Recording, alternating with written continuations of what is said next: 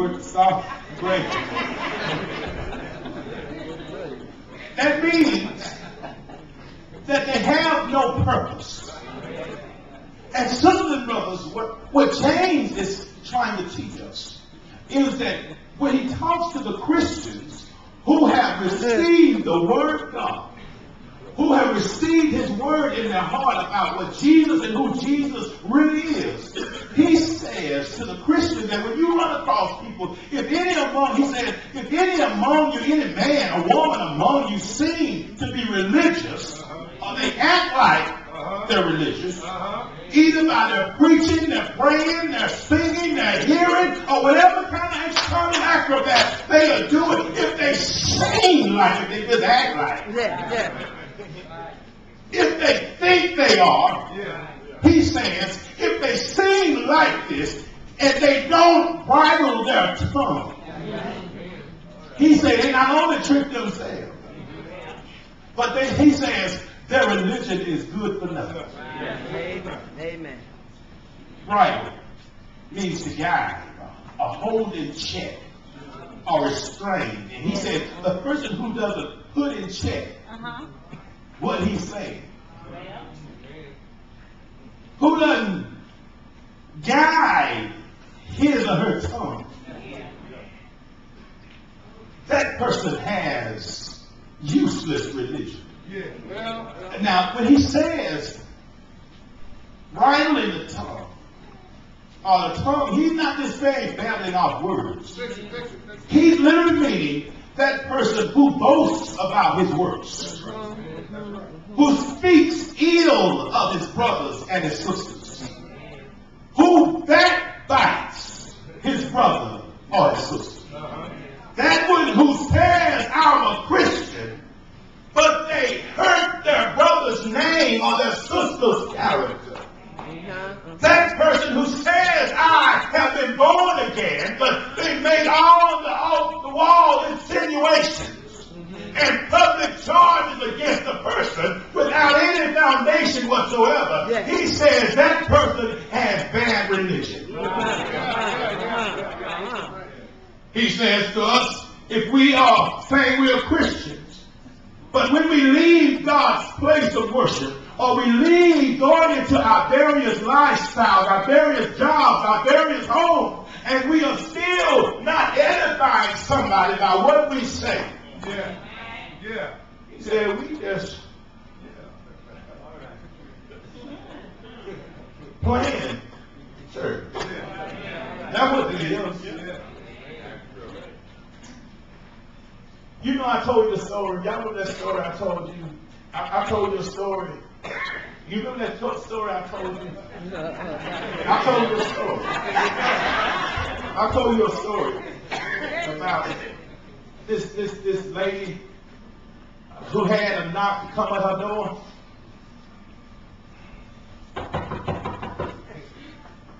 Who is it? It's Sally. Come on in, Sally. How you doing? Oh, I'm doing fine. You having a good day today, Sally? Now, while Sally's talking to Mary, little John is down here looking at Sally.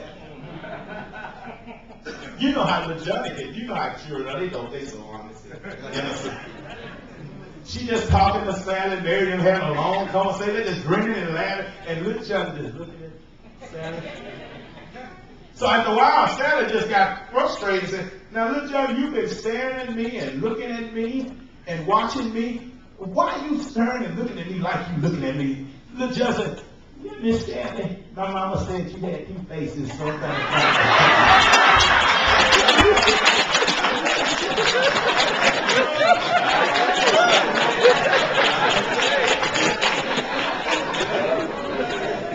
Looks to me like Miss Mary had some bad religion. Because we cannot talk about folks behind their back. God often hides our hands. Good religion doesn't teach us that.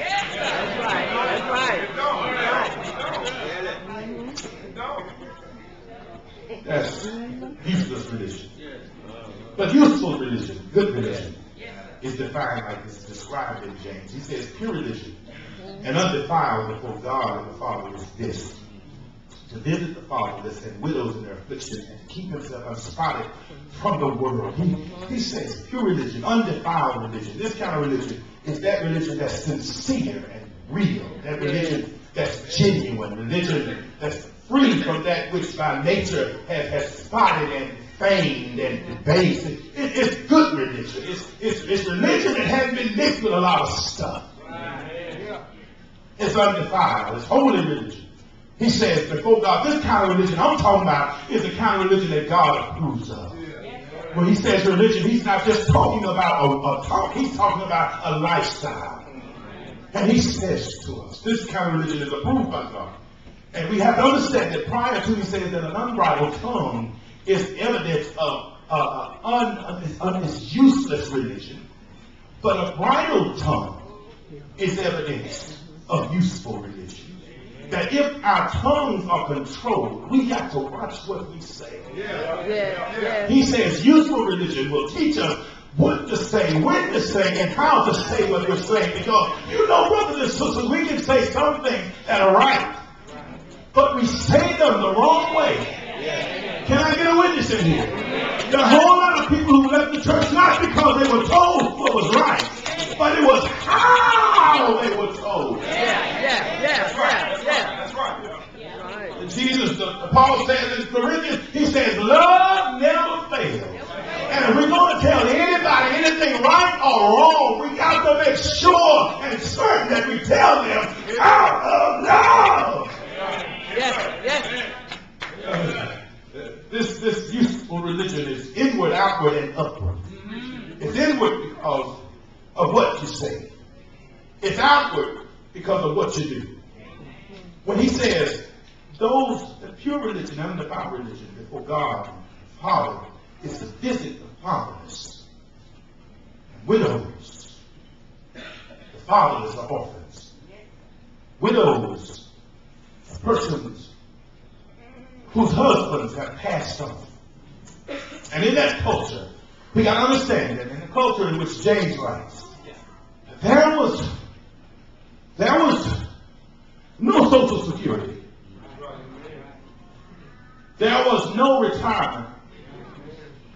There was no IRAs. There was no CDs. They had nothing. And James is saying, if you want to have good religion, he says we got to do something for somebody else. He says we're going to have to minister to the needs of others. Can I get a witness in here? You know, Bethel, I don't want you to walk around here with a big head. Nor do I want us to walk around here pride and lifted up. But I already know that God is using us to do more than just talk this thing. But every mouth that we put a morsel of bread in, every back that we put some clothes on, everybody who we give a smile to,